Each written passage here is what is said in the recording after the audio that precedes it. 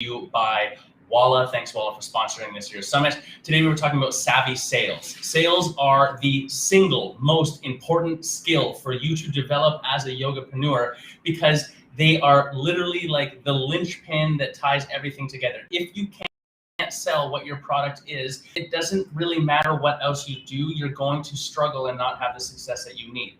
And the truth of the matter is, as much as in the yoga world, we like to say that it's not about money, it is about money. Because if you don't have the positive cash flow for your business to be able to pivot, to be mobile, to be able to be flexible and to develop and to then you're always going to struggle unnecessarily, and it really impacts your energetics as well. It's a reciprocal thing when you run a yoga business where you have to make sure that you are actually getting something back, not only to keep the lights on, but for the effort and time that you're putting into it as well, and to be able to have your staff be motivated and paid fairly for the efforts. So a couple of things that we talked about are that first, sales are something that you first have to master. The reason that is why a lot of yogapreneurs struggle getting their staff to be good at selling or struggle being able to hire people that are good at sales in the yoga studio environment or online is because they themselves have never developed the skill. So the very first thing is to make sure that you develop yourself as a salesperson. That way, at the very least, you can identify when you have a good salesperson within your crew or to hire one so that you can amplify the volume, because clearly you can't be there 24 hours a day closing and dealing with every single sale. You have to have other people involved in this process as well. There's just no way around it. The extension of this is who's actually responsible for sales within the studio and the different hires. So the paradigm shift that you can take away for yourselves is that when we're looking at the different roles within a yoga studio, we commonly talk about the yoga teacher role and then the front desk role and then the owner role. But what I would suggest is that the front desk role is actually not the role that you're hiring for. That role is a sales role. So because we're in 2021, because the market looks different, because the type of prospect that you want to hire into your team looks different than it has before, you have to realize that you're no longer making a job posting for people to run into. You're making a job advertisement to actually solicit to get the right people. And in that vein of thought, you have to consider that when you're hiring for your front desk, that job ad should be soliciting to get not a front desk person, because that's when you're going to get the college student who wants to just do their homework and sit there and basically just check the class in. We're going to hire for a sales position, which means that there's more involved.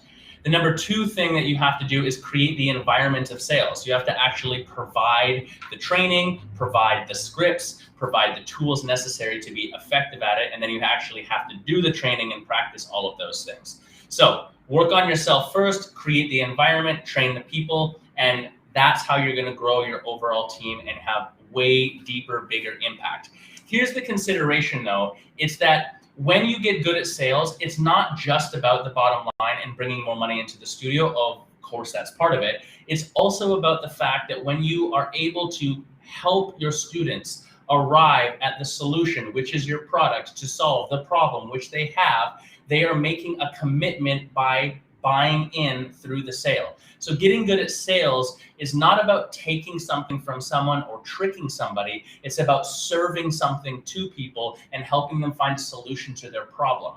The luck of the industry that we're in is that you can be extremely confident in your product and its positive results in people's lives, which gives you more enthusiasm, because any sales situation, you must also consider that it's a transfer of emotion. If I am reserved and scared and I don't appear confident in the product that I'm selling, that's what I'm projecting onto the person who's maybe looking at purchasing the product. So you have to come from a core place of real, true belief in what you're doing and the positive effect on people and how you're going to save people's lives. But the gateway is they have to make that sale first.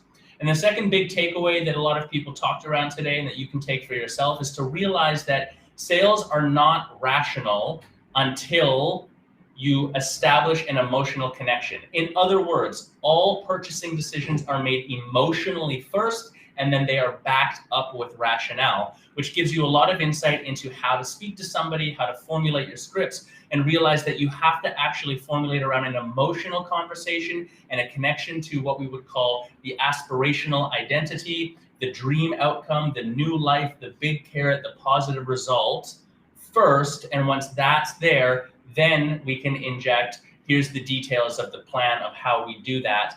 Then we can inject things like the pricing and the features that are associated with the pass that they're actually purchasing. So it's often flipped on its head from what we see people actually do.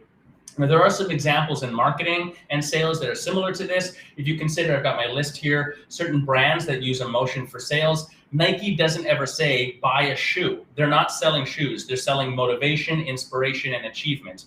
Rolex doesn't sell watches. They sell power, exclusivity, success. Harley Davidson doesn't sell motorcycles. It sells freedom, adrenaline, rebellion. Coke doesn't sell pop. It sells happiness and tradition. So this has a lot of examples that you can look at out there. But to reiterate the initial point, sales are the single most important skill that will directly impact and affect in a positive way the bottom line for your business. And therefore, they are the thing you should be focusing a significant amount of effort on. And I'll leave you with this final thought and the proof of why this would be the case.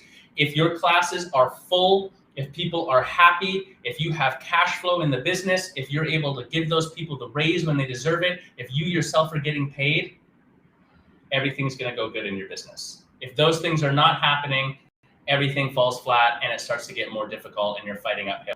The way that you create that, be able to close sales.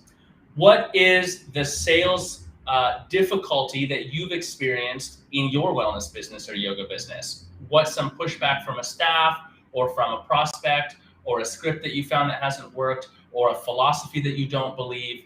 Does this fit for you? What does that look like? What are some of the difficulties you've had with it? Post it in the comments down below. Talk to you soon.